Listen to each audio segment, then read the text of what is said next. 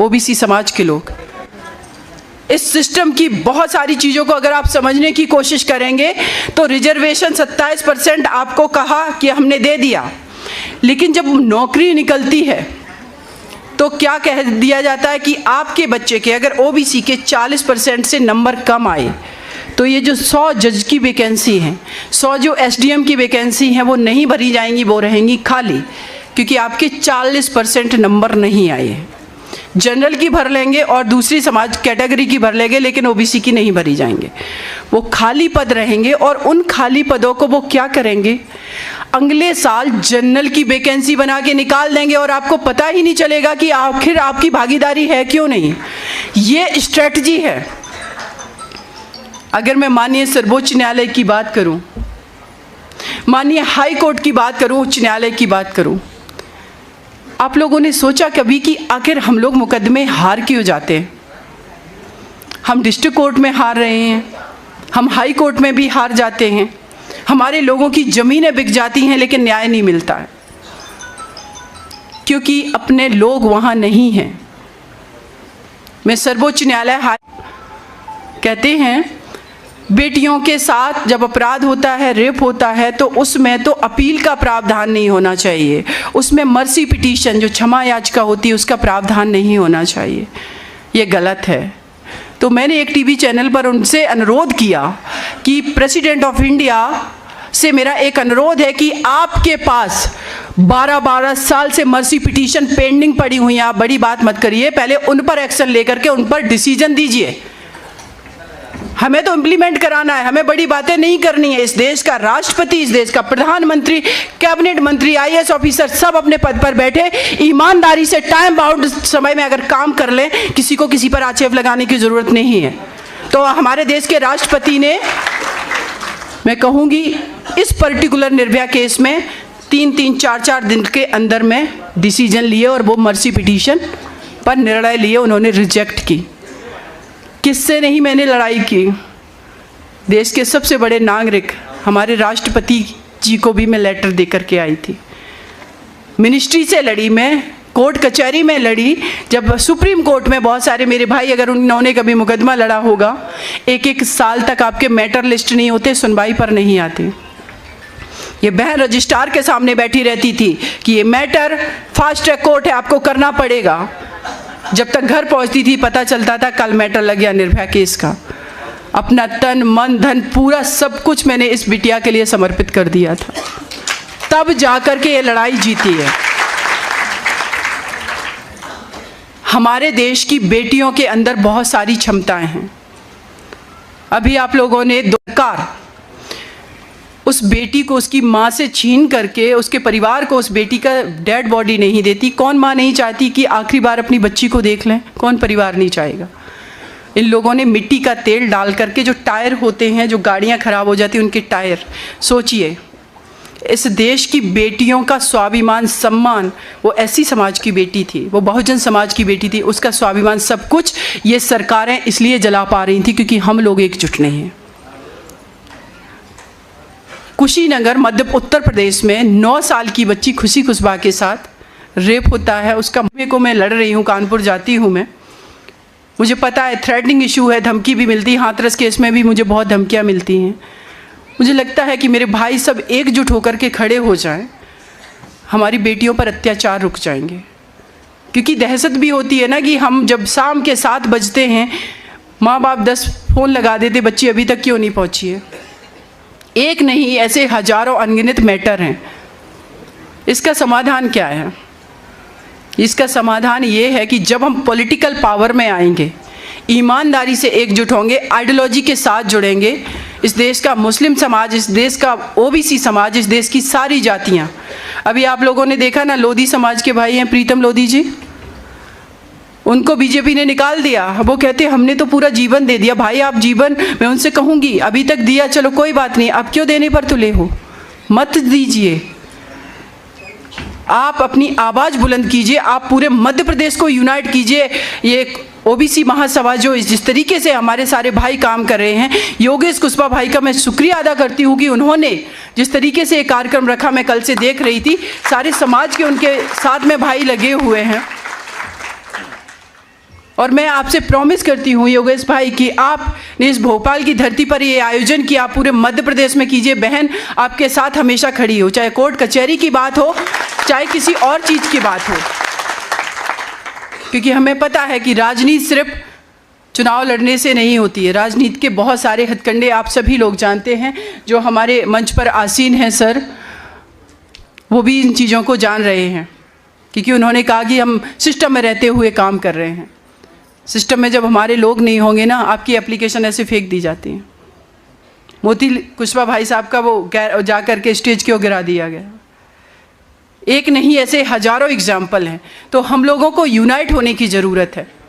जो संविधान लिखा गया है, उस संविधान को इम्प्लीमेंट आप तब करवा पाएंगे जब डीएम के घर के बाहर पे आप जा कर के, अगर वो काम नहीं कर रहा है, एकजुट होकर के 1000 की संख्या में जाएंगे। शिवराज सिंह मुर्दाबाद, मुर्दाबाद, मुर्दाबाद। दूसरी मैं एक और बात करूंगी, स्पेशली बहनों के लिए। कोई बात नहीं, भाई हैं। कोई जब सिस्टम, देखिए एक चीज़ समझिए, अगर सरकार जिसकी है तो आक्षेप भी उस पर लगेगा, जिम्मेदारी भी उसको लेनी होगी। उस सरकार की जिम्मेदारी, अगर मध्य प्रदेश में अत्याचार हो रहा है उसके खिलाफ बोला जाएगा, उसमें कुछ भी गलत नहीं है। तो उसी के एक कदम भाई ने बोल दिया है, कोई बात नहीं है बड़ी। साथ में मैं एक और बात कहूँगी, मेरे जितने भी यहाँ पर भाई बैठे हैं, मैं सभी का शुक्रिया अदा करती हूँ कि करीब करीब यहाँ पर 30 से 40% हमारी माताएं बहनें भी आई हुई हैं। लेकिन ये आबादी ऐसे कार्यक्रम में आदी होनी चाहिए, इसलिए आवश्यक है। योगेश कुशवाहा भाई साहब को जब मैं लास्ट टाइम आई थी भोपाल में, मैं मिली, तो भाभी जी उस टाइम दूसरी बार चेयरमैन पद पर थीं और इस बार वो तीसरी बार चेयरमैन बनी हैं।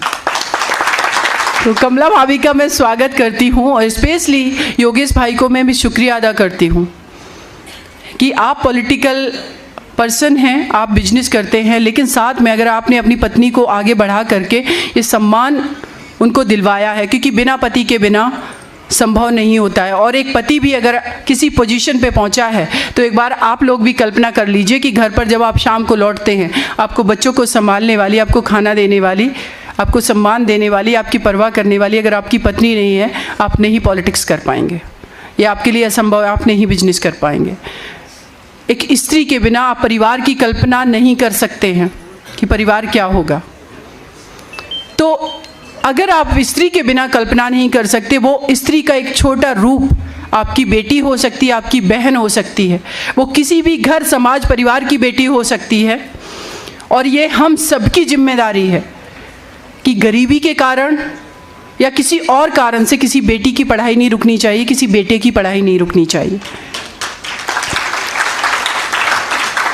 लोग हमसे कहते हैं कि बहुत भाई कि दीदी मुझे आपकी तरह अपनी बेटी को बनाना है। मैं कहती हूँ अगर आपको मेरी तरीके से बनाना है बेटी को, तो पहली बात मैं कहूँगी उसको लड़ना सिखा दो। भाई सिंपल सी बात है, मुकदमा लड़ा जाता है। हम सिर्फ फाइलें खोल करके आर्गूमेंट नहीं करते हैं। सामने वाला वकील कोशिश करता है, अगर वो मेल पर्सन है, कोशिश करता है, अरे मैडम तो इस तरीके की चीज़ें भी आती है, तो मैं उसी लहजे में उसको जवाब देती हूँ और एहसास कराती हूँ तुम सर्वश्रेष्ठ नहीं हो सिर्फ पुरुष होने से।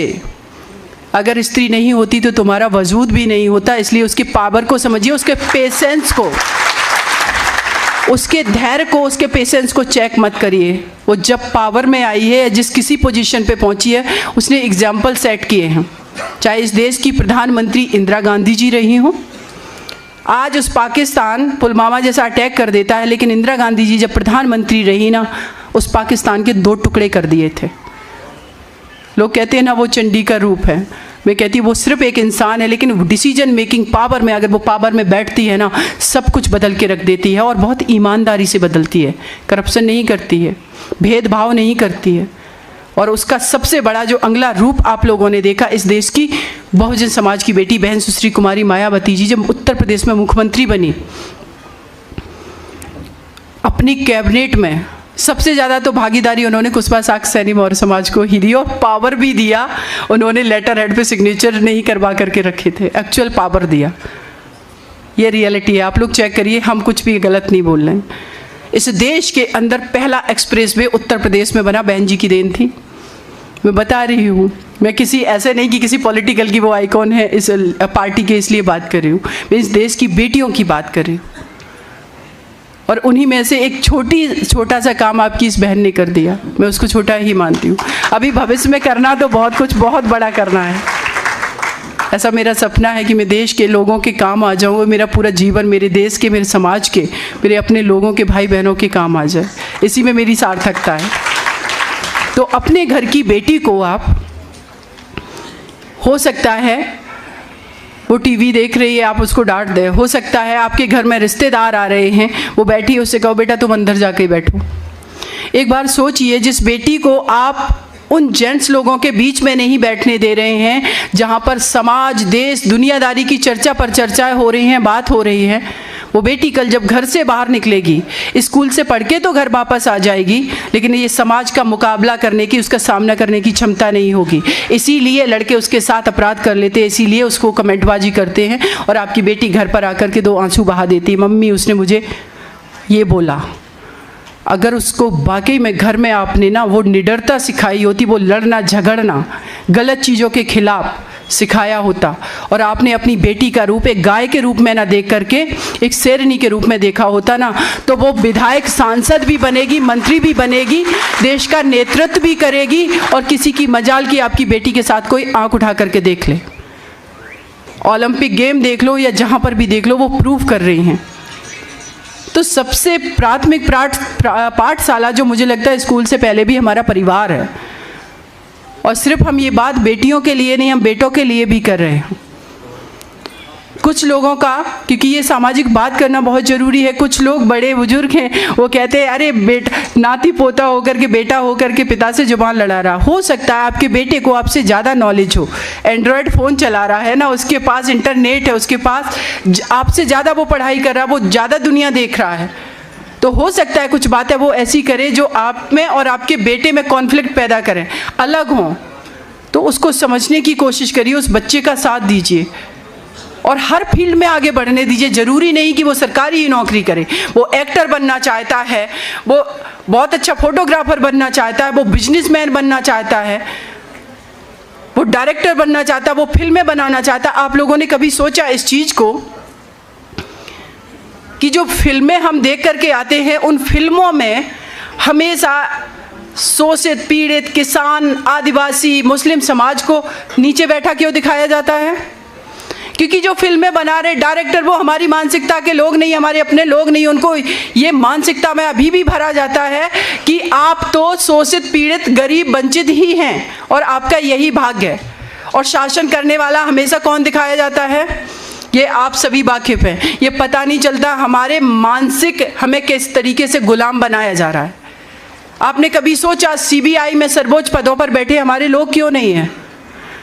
मध्य प्रदेश, अगर हम बात करें बिहार की, लालू यादव जितना भी ओबीसी समाज का नेता हुआ, सबको झूठे मुकदमों में फंसा करके जेलों में डाला गया, क्योंकि सीबीआई का जो हेड है वो हमारा कभी ओबीसी समाज का व्यक्ति नहीं बना। ये रियलिटी है।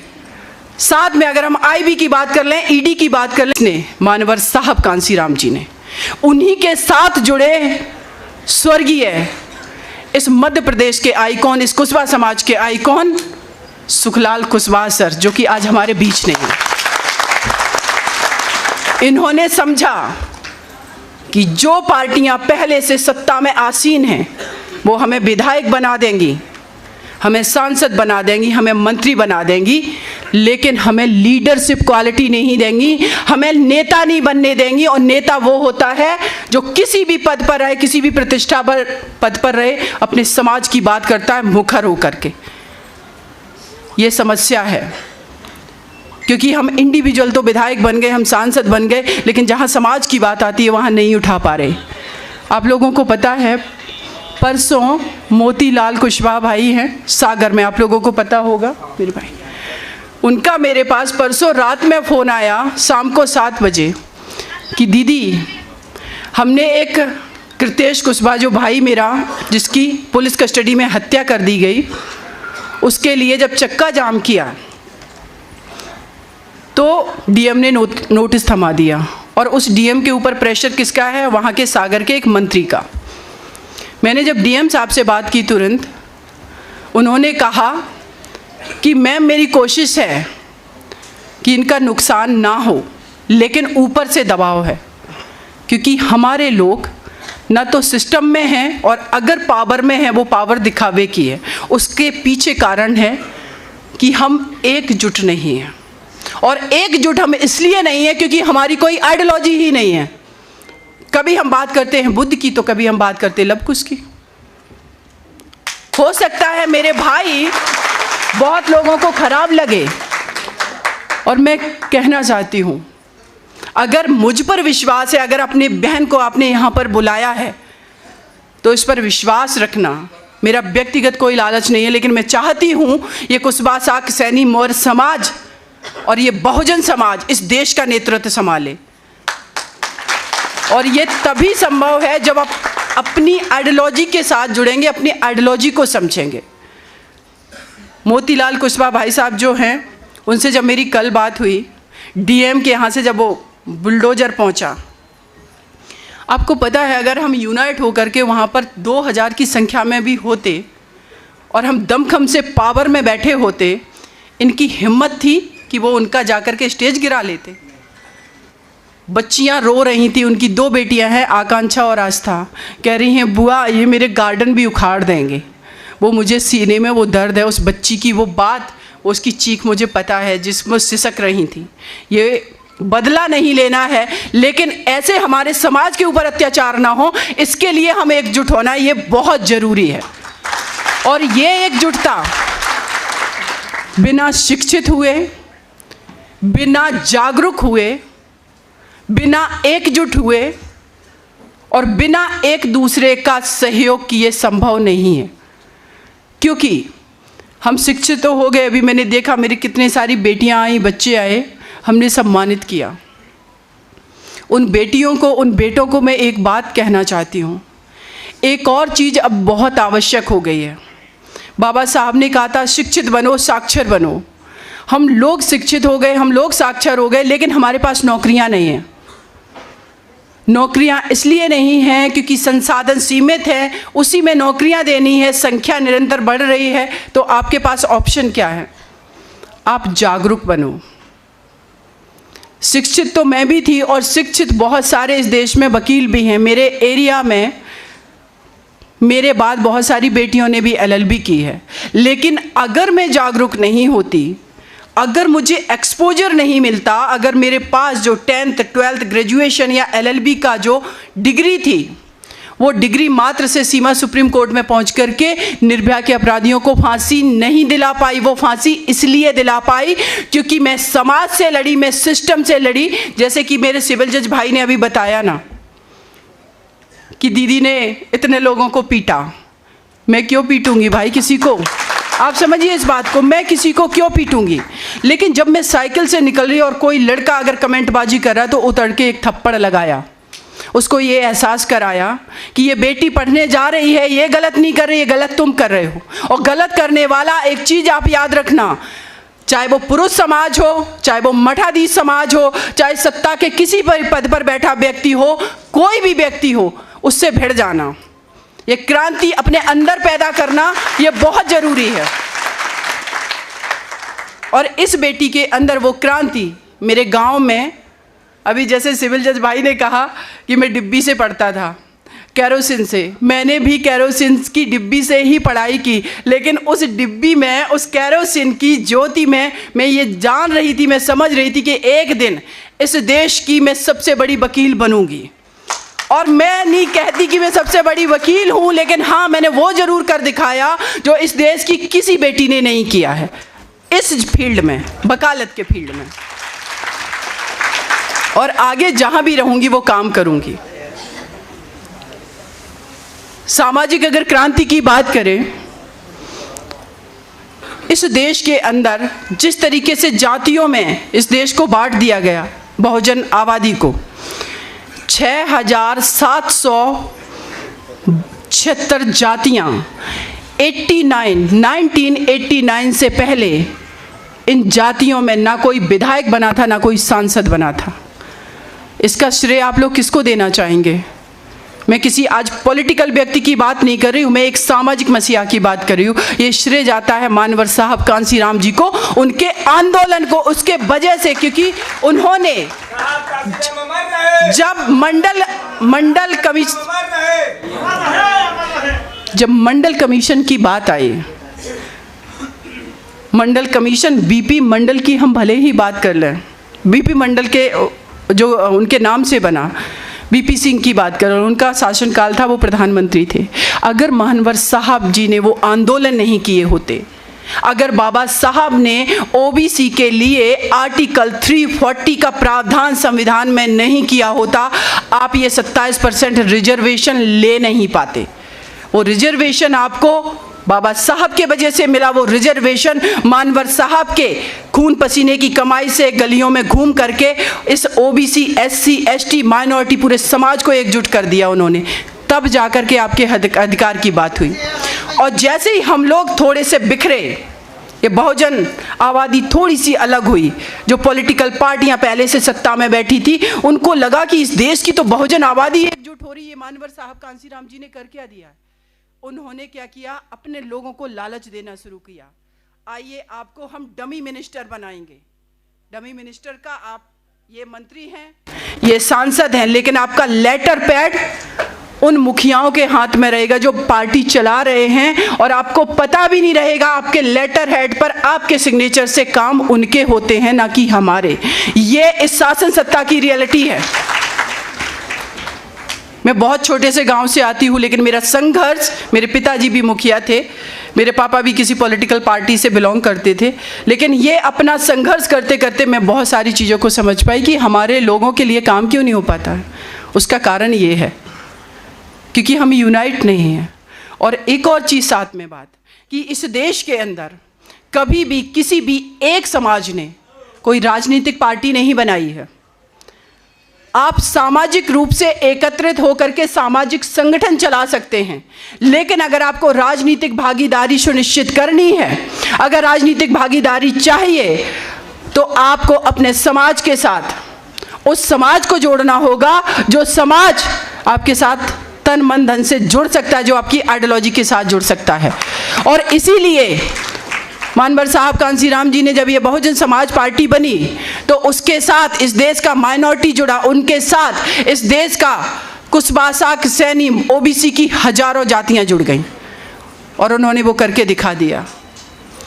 आप लोग कभी जाइए, हम बात करते हैं अपने आइकॉन की, महात्मा ज्योतिबा फुले जी की, माता सावित्रीबाई फुले जी की।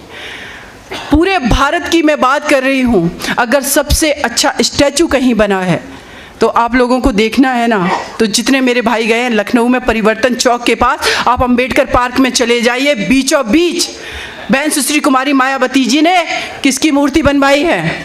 महात्मा ज्योतिबा फुले, सामाजिक क्रांति के दूत की। क्योंकि हमारे हिस्ट्री है, हमारा इतिहास है, हमारे आइकॉन है, लेकिन वो कौन लगा रहा है? जब हमारे आइडियोलॉजी का नेता सत्ता में बैठ रहा है। आप सोचिए, हम आज बात कर रहे हैं कि हमारे बच्चे पढ़ गए लेकिन नौकरियां नहीं हैं।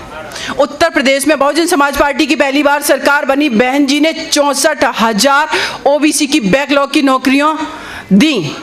कौन से समाज के लोग भरे गए उसमें?